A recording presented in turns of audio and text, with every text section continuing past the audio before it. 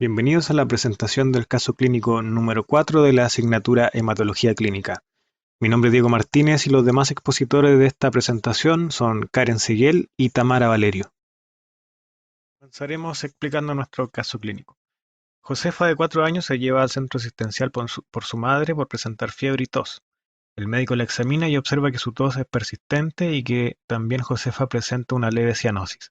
Además, se observa petequias en el cuello y en el rostro y se realiza un test rápido para descartar el virus respiratorio sincicial, el cual como resultado da negativo. Adicionalmente a esto se le realiza un estudio de hemograma, donde podemos evidenciar que los glóbulos rojos, el hematocrito y la hemoglobina van a estar disminuidos, mientras que la BCM, HCM y la CHCM van a estar en valores normales. También la RDW, los leucocitos y las plaquetas van a estar aumentados. Con esto podemos interpretar una anemia con leucocitosis y trombocitosis. También se realiza un estudio a sus células blancas donde podemos apreciar según este resultado una desviación a la izquierda, ya que hay presencia de baciliformes sobre el valor de referencia y que también hay una linfopenia relativa. Según sus características morfológicas, podemos ver que hay glóbulos rojos con poiquilocitosis de una cruz, esferocitos de una cruz y equinocitos de una cruz.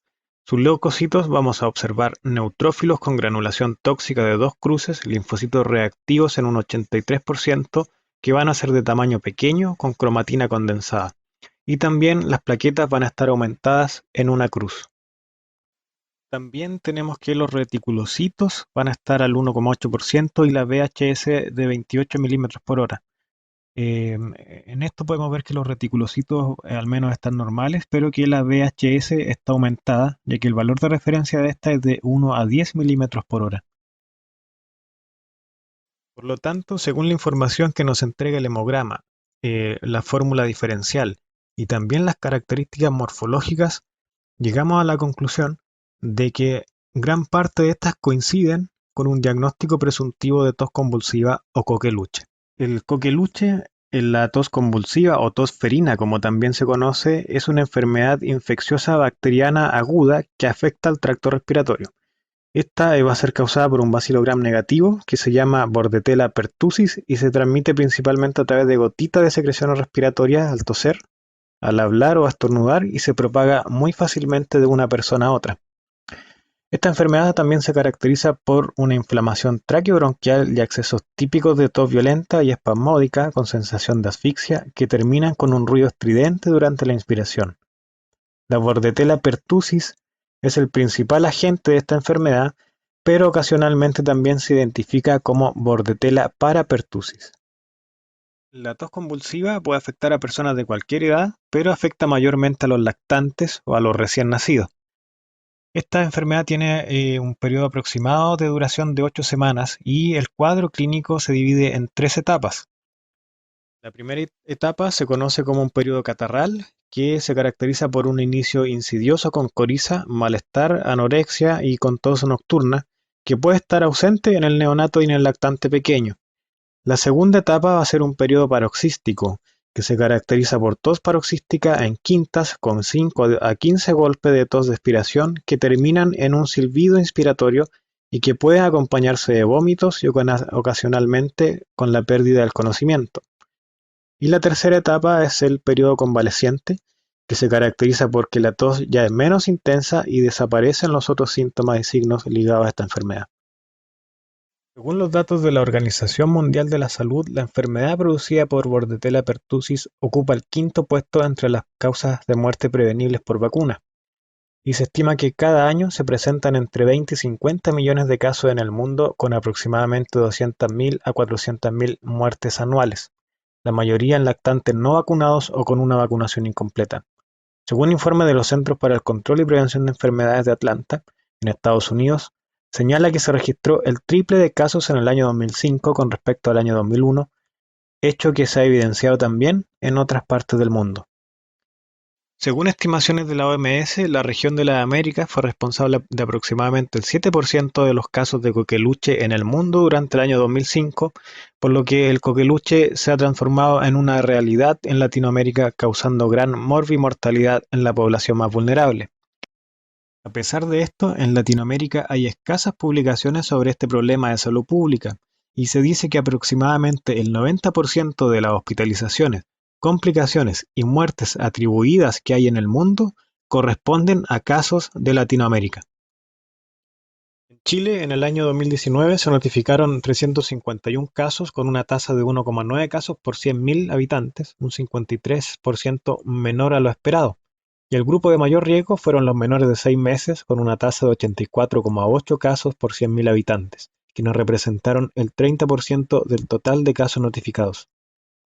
En el gráfico que podemos ver se puede observar una disminución de los casos confirmados por el laboratorio con relación a los años anteriores, el año más alto el 2012, y el gráfico muestra hasta el año 2019, donde se nota una considerable disminución. A pesar de esto, esta enfermedad sigue siendo un problema de salud pública debido a todas las dificultades que implican su prevención y el control en la población que esto conlleva. Mi nombre es Karen Seguel y continuaré con la presentación. Fisiopatología. Bordetella pertussis, su efecto en el organismo depende de sus factores de patogenicidad.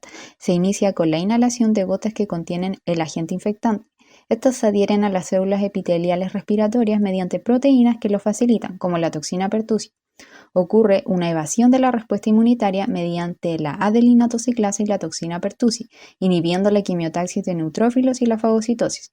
La toxina adelinatociclasa invasiva ingresa a los neutrófilos, aumentando de forma excesiva la producción de AMP cíclico, inhibiendo la fagocitosis y la actividad de las células natural killer.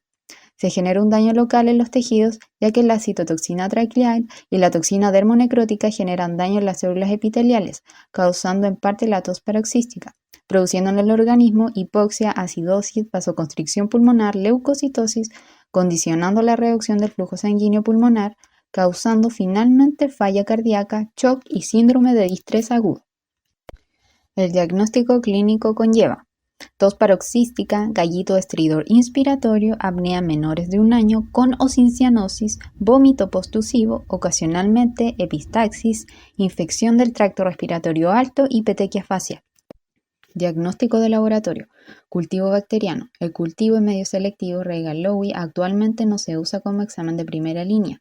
La inmunofluorescencia directa en nuestro país es utilizada ampliamente para el diagnóstico de coqueluche. Se prepara un frotis con aspirado nasofaringeo. La inmunofluorescencia directa negativa en un paciente con cuadro clínico y epidemiológico compatible no descarta el diagnóstico de coqueluche. El diagnóstico también se puede realizar de acuerdo a la fase clínica en que se encuentra, ya sea la fase catarral, paroxística o de convalescencia. En la siguiente imagen podemos ver la elección de la prueba diagnóstica de acuerdo a la duración de la tos. Menor a 2 semanas se prefiere el PCR y entre las 2 y 4 semanas tanto el PCR como la serología son apropiados. Mayor a 4 semanas la mejor opción es la serología.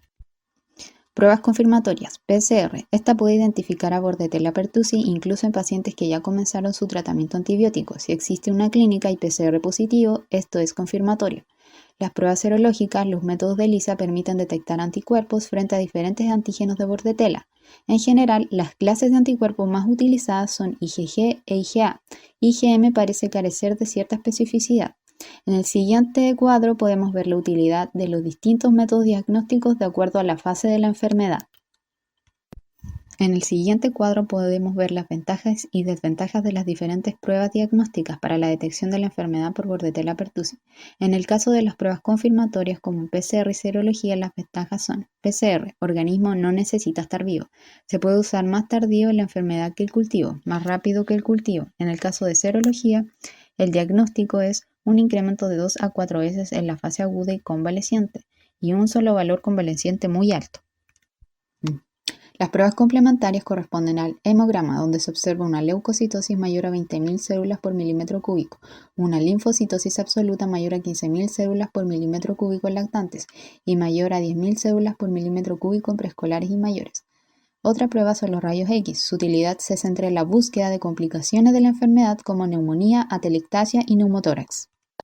Tratamiento. El primer tratamiento corresponde a antibióticos. Durante las primeras fases de la enfermedad, el tratamiento antibiótico puede influir en la sintomatología y disminuir la intensidad de la frecuencia de los paroxismos. Los más utilizados son la eritromicina, la claritromicina y acitromicina. En el cuadro también se puede ver las dosis de acuerdo a la edad de la persona. Otros tratamientos también son los líquidos intravenosos. La restitución con fluidos es la terapia de primera línea en caso de que la tos impida o dificulte la vía oral. La observación es que todo neonato y lactante bajo 3 meses de edad con sospecha de coqueluche debe ser hospitalizado y someterse a observación en caso de confirmarse la presencia de Bordetella pertussis en su nasofaringe por un periodo de 5 a 7 días. El tratamiento. En Chile, como es una enfermedad inmunoprevenible, se hace hincapié en la importancia de la vacunación. La medida de control más eficaz es mantener el nivel más alto posible de inmunización en la comunidad. En Chile, el Programa Nacional de Inmunizaciones establece lo siguiente: los lactantes, una dosis a los 2, 4, 6 y 18 meses de edad; escolares, una dosis en primero y octavo básico; embarazadas, una dosis a las 28 semanas de gestación. Conclusión: el coqueluche es una enfermedad aguda causada por la bacteria Bordetella pertussis que afecta a todos los grupos etarios, principalmente a los niños menores de 6 meses, siendo estos los más vulnerables y afectados, teniendo mayores complicaciones y mortalidad. Esta enfermedad afecta el tracto respiratorio, provocando síntomas a lo largo de 3 etapas en las que se divide la infección. La vacunación ha generado un impacto en el cual refuerza la carga de la enfermedad. Es importante generar estrategias para poder mejorar las coberturas tanto en las personas como en los centros de salud.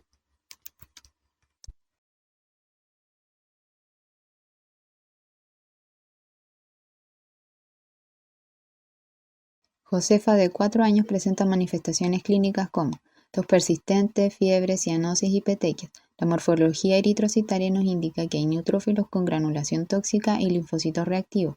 Los resultados del laboratorio nos indican que hay anemia, trombocitosis, el test de virus sincicial dio negativo, una leucocitosis y VHS aumentada. La fórmula diferencial nos indica que hay una desviación a la izquierda con baciliforme sobre el valor de referencia y una linfopenia. El diagnóstico es tos convulsivo coqueluche, que es producido por Bordetella pertussis, un anaerobio gram negativo, que el reservorio principal es el humano. La transmisión es directa. Las manifestaciones clínicas son hasta 12 semanas. Los periodos corresponden a fase catarral 1 a 2 semanas, paroxística 2 a 4 semanas y convalescencia de 2 a 6 semanas. Es una enfermedad infecciosa que produce inflamación pulmonar y produce tos en niños menores de 6 años. Las complicaciones son más frecuentes en lactantes y menos frecuentes en preescolares. El diagnóstico clínico es tos paroxística, vómitos, tos mayor a 14 días, contacto estrecho con algún contagiado. El diagnóstico de laboratorio consiste en un cultivo nasofaringio, el PCR, que es sensible y detecta ADN rápidamente, y la serología, que busca anticuerpos IgA e IgG. El tratamiento en las primeras y 2 semanas corresponde a los macróligos, y mayor a 2 semanas es menos útil, y en menores de 1 año requieren hospitalización.